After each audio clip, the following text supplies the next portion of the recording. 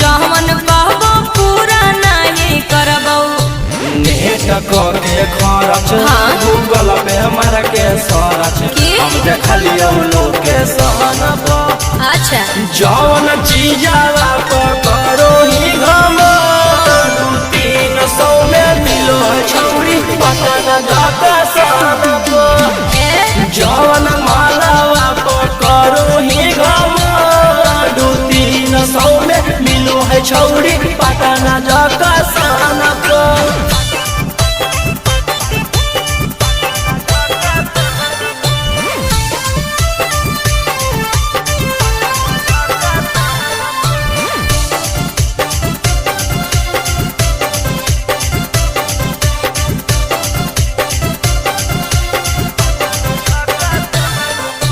सब लइका के खाली वो करे रहौ चुआई। आगे पैसा फेंकबौ छौरी त मिलतौ 18 से 22।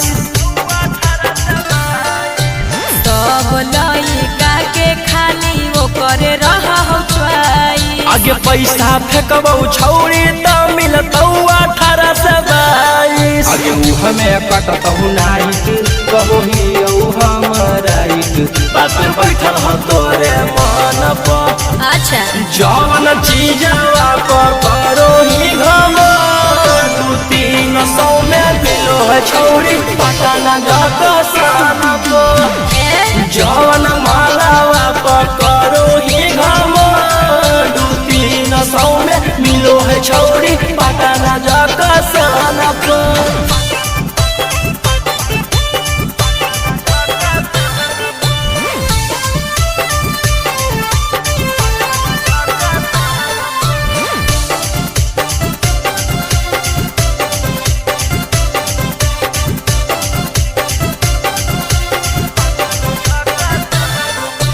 हम नहीं जानलियो ओकरे खातिर तू दिलवा लगैनी रे। आगे हमरा के गो देखा के भारी गलती कोई नहीं गे। हम नहीं जानलियो ओकरे खातिर तू दिलवा लगैनी रे। आगे हमरा के गो देखा के भारी गलती कोई नहीं गे। आगे ले तो रौशन माजा ओकरे के धोके पाजा हमला कर देबो तन पर।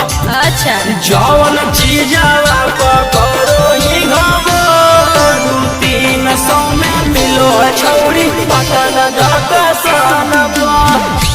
जौन मालवा करो ही घम 200-300 में मिलो है छौरी पटन जाता सन पर।